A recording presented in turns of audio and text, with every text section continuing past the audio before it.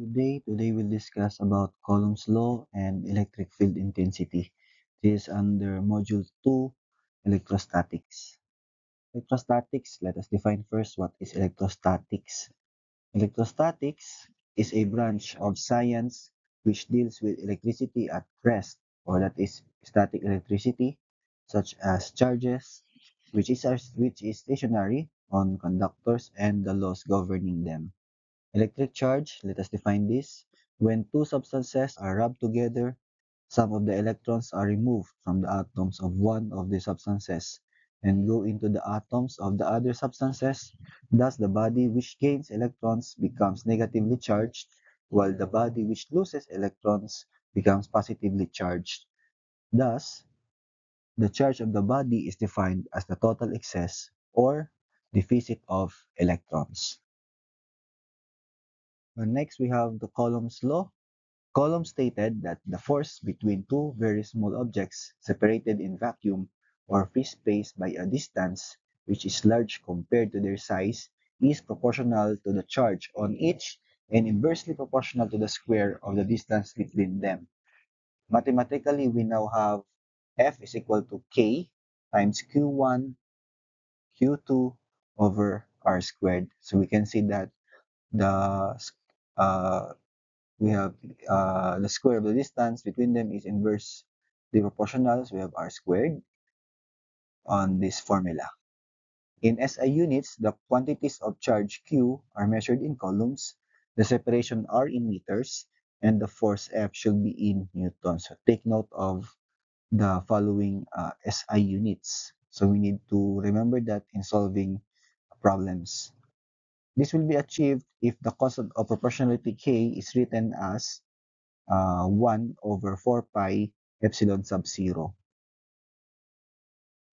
The permittivity of free space epsilon is measured in farads per meter and has the magnitude of 8.854 times 10 raised to negative 12 farad per meter, or that is approximately 1 over 36 pi times 10 raised to negative 9 farads per meter.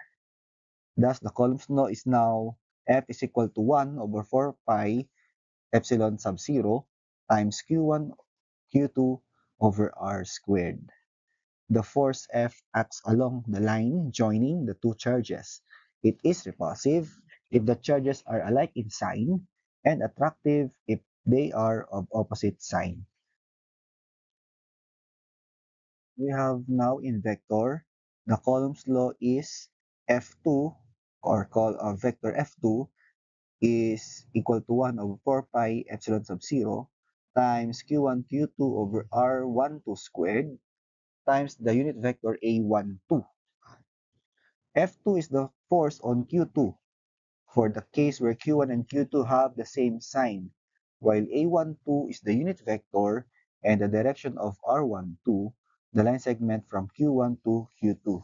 Take note that A12, vector A, unit vector A12, that is the vector R12 over the magnitude of R12.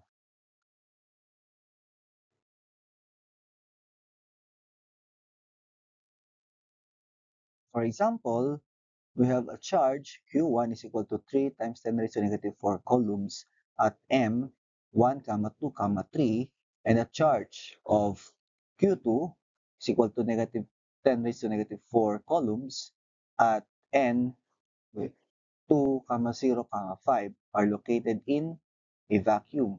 Determine the force exerted on Q2 by Q1. First, we need to get the vector R12, so which is obtained by getting the R2 minus R1. So we have for R2, we have given point N, so we have 2 AX plus 0 AY plus 5 AZ minus R1, so we have 1 AX plus 2 AY plus 3 AZ. We have to apply operations on vectors. So we get R12 is equal to 1AX minus 2AY plus 2AZ. And then we get the unit vector A12 So we have the vector r12 over the magnitude of r12. So we have the magnitude of r12 is just the square root of 1 squared plus the negative 2 squared plus 2 squared, which is equal to 3. And then we now have the r12 here, which is 1ax minus 2ay plus 2az. And then we get F2 is equal to 1 over 4 pi epsilon sub 0 Q1 Q2 over R12 squared times the unit vector A12. So we now have obtained unit vector A12 here, and then we are given Q1 and Q2, and then we have the distance R12 here. Okay, so we have yung magnitude, so we have 3, and then all are given. We just substitute it in the formula. So we take note, we have included the sign of the Q2, which is negative. So we solving this F2, that is approximately equal to negative 10 AX plus 20 AY minus 20 AZ newtons. Take note, the unit here is newtons. How about if we get the unit vector force F1? Okay, so if we get the force F1, that is just negative of F2. So that means that the two charges experience a force of the same magnitude but of opposite directions. Okay.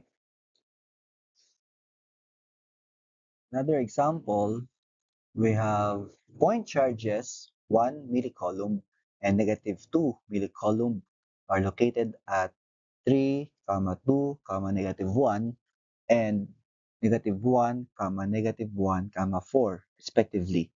Calculate the electric force on a 10 nanocoulomb charge located at 0, 3, 1. To solve this, we have to notice that we have more than 2 point charges. So we need to use the principle of superposition to determine the force on a particular charge. Let's say Q1. Okay, so we will assign Q1, which is equal to 10 nanocoulombs. So our formula is now Ft is equal to the sum of Q1 Qk over 4 pi epsilon sub 0 times the magnitude of RK1 squared times the unit vector AK1. So from k is equal to 2 to n. So from the illustration, so we have assigned Q1 uh, is the 10 nanocoulombs, and then we now have the respective point charges 1 millicoulomb and negative 2 millicoulomb at the given locations. First, we need to get the distances. So R21 is 0 minus 3, okay, AX plus 3 minus 2, AY plus 1 minus negative 1. So we have plus 1 here, AZ. So we now have negative 3AX plus AY plus 2AZ. Next, we get the magnitude of the vector R21. So that is equal to 3.7417. Next is we get the distance R31.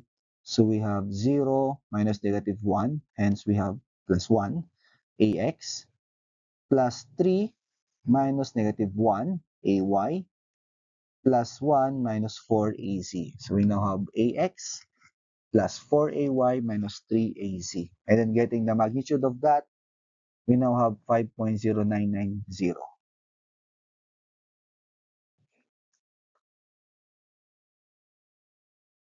Now to get the total force, we have to add F21 and F31. First, getting F21, we have 1 over 4 pi epsilon sub 0, which is this value, 8.854 times 10 raised to negative 12, times Q1, we have 10 times 10 raised to negative 9, that is nano. Okay, so we have the negative 9. and then times 1 times 10 raised to negative 3, so that is 4 milli, over 3.7417 squared times negative 3ax plus ay plus 2az over 3.7417. So in this part, so we have the unit vector formula. So we have the you have vector over the magnitude. So F21 is now equal to negative 5.1471 AX plus 1.7157 AY plus 3.4314 AZ. Take note, the unit is millinewtons. Next is F31, the same. We substitute the values given. So we now have the same charge for Q1, and then for Q3, we now have negative 2 millicoulombs. So we have 10 raised to negative 3 over the distance, 5.0990 squared, times the unit vector, ax plus 4ay minus 3az over 5.0990. So this is vector over the magnitude. So F31 is now negative 1.3559 AX minus 5.43, rather 4236 AY plus 4.0677 AC millinewtons. And then adding the two vectors, we now have negative 6.5030 AX minus 3.7079 AY plus 7.4991 AZ millinewtons. Next is we have electric field intensity. Let us consider one charge, let's say Q1, fixed in position in space. Now, imagine that we can introduce a second charge, which is QT, as a unit test charge that we can move around. We know that there exists everywhere a force in this second charge. The second charge is displaying the existence of a force field. The force on it is given by Coulomb's law as Ft is equal to 1 over 4 pi epsilon sub 0 times Q1 Qt over R1t squared times A1t. Writing this force as a force per unit charge gives Ft over Qt is equal to 1 over 4 pi epsilon sub 0 times Q1 over R1t squared A1t. We define the electric field intensity as the vector of force on a unit positive test charge. Electric field intensity, E, is measured by the unit newtons per coulomb, or N over C, or volts per meter. So we have this formula for your electric field intensity, which is your F over Q. The field of a single point charge can be written as E is equal to 1 over 4 pi epsilon sub 0 times Q over R squared times AR. AR is a unit vector in the direction from the point at which the point charge Q is located to the point at which E is desired or measured. For a charge which is not at the origin of the coordinate, the electric field intensity is given by this formula. E, which is function of R, is equal to 1 over 4 pi epsilon sub 0 times Q over the magnitude of R minus R prime squared times the vector R minus R prime over the magnitude of R minus R prime. That is equal to 1 over 4 pi epsilon sub 0 times Q times the vector R minus R prime, and then all over the R minus R prime, we now have cube. Hence, we now have this formula given the various components of your R and R prime.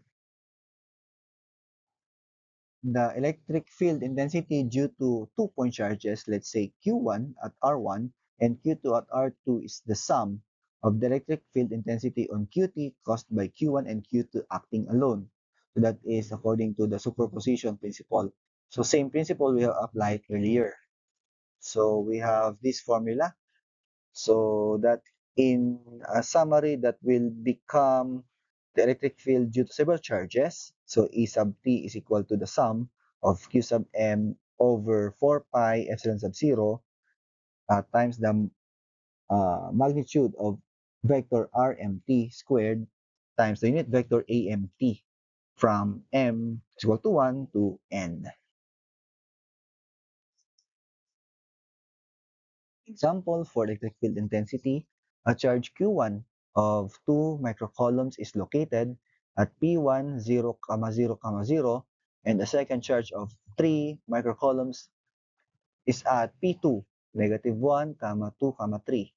Find E at point M of 3, negative 4, 2. So we will now solve for the electric field intensity. So we have R minus R1, so that is, we have your point P1, so that is your reference for P1, and then we have at point M, so we have, this is R, so 3 minus 0 is 3AX, so, and then we have negative 4 minus 0 is negative 4AY, and then 2 minus 0 is 2AZ, so we now have this vector. And then getting the magnitude, so we have 3 squared, a square root of 3 squared plus 4 squared plus 2 squared, that is square root of 29. Next is getting R minus R2, so we have R, so we have 3. So 3 minus negative 1, so that is 4 AX. And then next we have negative 4 minus 2, that is negative 6 AY. And then we have 2 minus 3, that is negative 1 AZ. And then getting the magnitude of that, so we have a square root of 4 squared plus 6 squared plus 1 squared. We have square root of 53.